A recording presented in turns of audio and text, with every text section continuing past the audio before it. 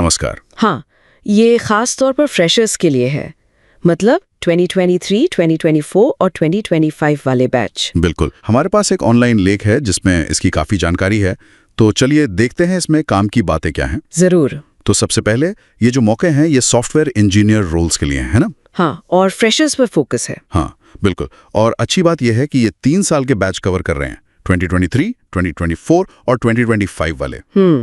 लेख में 3 खास लोकेशंस का जिक्र है, नोएडा, बेंगलोर और हैदराबाद। अच्छा, तीनों जगह। हाँ, नोएडा वाली जो भूमिका है सॉफ्टवेयर इंजीनियर की, उसके लिए बैचलर्स डिग्री चाहिए। ठीक है। और साथ में कंप्यूटर विज्ञान यानी CS के फंडामेंटल्स मजबूत हो, कोडिंग स्किल्स असाधारण हो और कम्युनिकेशन स्किल्स भी। कम्युनिकेशन तो जरूरी है टीम में काम करने के लिए। बिल्कुल। और ये फुल टाइम जॉब है फ्रेशर्स के लिए। हैदराबाद में भी सॉफ्टवेयर इंजीनियर की ही भूमिका है, योग्यता भी वही बैचलर डिग्री। अच्छा। पर यहाँ थोड़ा सा स्किल्स पर अलग तरह से जोर दिया गया है, जैसे C++, C#, जावा, जावास्क्रिप्ट या पाइथन में कोडिंग का अनुभव। मतलब स्पेसिफिक लैंग्वेजेस मेंशन किए हैं। हाँ बिल्कुल। और ये भी फ्रेशर्स के लिए फुल टाइम पद है।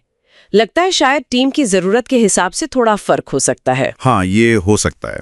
अच्छा, अब जरा ओवरऑल मतलब आम योग्यताओं की बात करें जो सबके लिए लागू होती हों। देखिए, लेख कहता है कि उम्मीदवार के पास इंजीनियरिंग, कंप्यूटर विज्ञान या इससे मिलते जुलते क्षेत्र में बैचलर या मास्टर डिग्री हो और कम से कम 7.5 CGPA होना चाहिए। कोई बैकलॉग नहीं होना चाहिए। 7.5 CGPA, ठीक है। और बैकलॉग्स नहीं? हाँ, एक जगह ये भी लिखा है कि उम्मीदवार 2025 में ग्रेजुएट हो रहे हों, मतलब लेटेस्ट बैच पर भी फोकस है।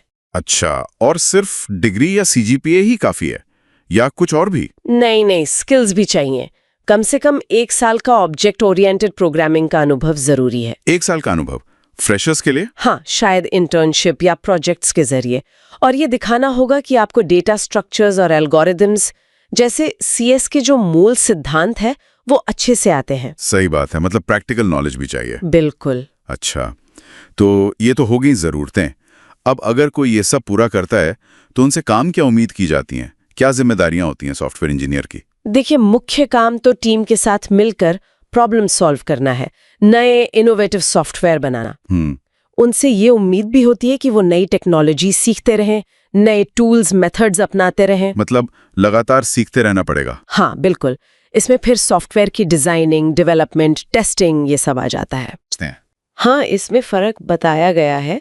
लेख के मुताबिक ऑफ कैंपस प्रक्रिया में ज्यादातर टेक्निकल इंटरव्यू या फिर टेलीफोनिक इंटरव्यू हो सकते हैं। अच्छा, मतलब डायरेक्ट इंटरव्यू? हाँ शायद। और ये भी लिखा है कि अगर बहुत सारे आवेदन आते हैं तो रिटन टेस्ट के बाद जैम या ग्रुप डिस्कशन जैसे राउंड भी हो सकते हैं छटनी के लिए। जैम मतलब जस्ट अ मिनट? हाँ वही, जिसमें किसी टॉपिक पर 1 मिनट बोलना होता है, या फिर ग्रुप डिस्कशन। ठीक है। और ऑन कैंपस?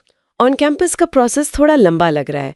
उसमें पहले ऑनलाइन कोडिंग टेस्ट होता है, फिर एक रिटन राउंड, उसके बाद 3 टेक्निकल राउंड होते हैं और फिर आखिर में HR राउंड। ओह, तो वो काफी डिटेल्ड प्रोसेस है। हाँ, ऑन कैंपस वाला ज्यादा डिटेल्ड लग रहा है। ये जानना जरूरी है।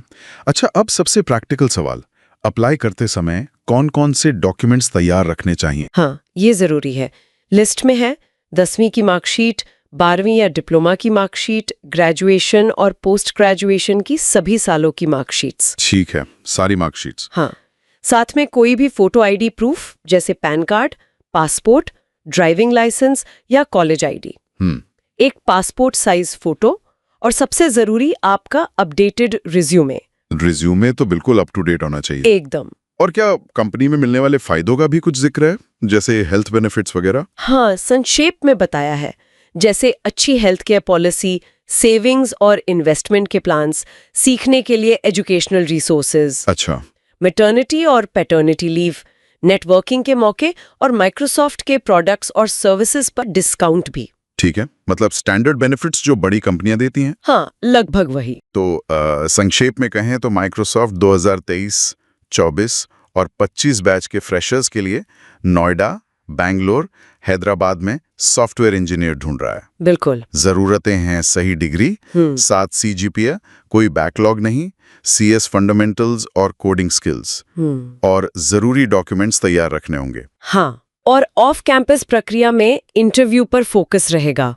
वैसे यहाँ एक बात सोचने वाली है। बताइए। जैसे अलग-अलग लोकेशन पर CS फंडामेंटल्स और कुछ खास कोडिंग भाषाओं पर जोर है, तो सिर्फ डिग्री और CGPA के अलावा इन स्किल्स को दिखाने का सबसे अच्छा तरीका क्या हो सकता है? हाँ, ये अच्छा सवाल है। मतलब रिज्यूमे में लिखने के अलावा। हाँ, शायद कुछ खास तरह के प्रोजेक्ट्स बनाना या एक अच्छा पोर्टफोलियो तैयार करना जो इन स्किल्स को हाईलाइट करे, ये उम्मीदवारों के लिए काफी फायदेमंद हो सकता है। बिल्कुल सही कहा। सिर्फ लिस्ट करने से बेहतर है कि उसे दिखाया जाए। सोचने के लिए एक बढ़िया पॉइंट है ये। इस जानकारी के लिए बहुत बहुत शुक्रिया। कोई बात नहीं।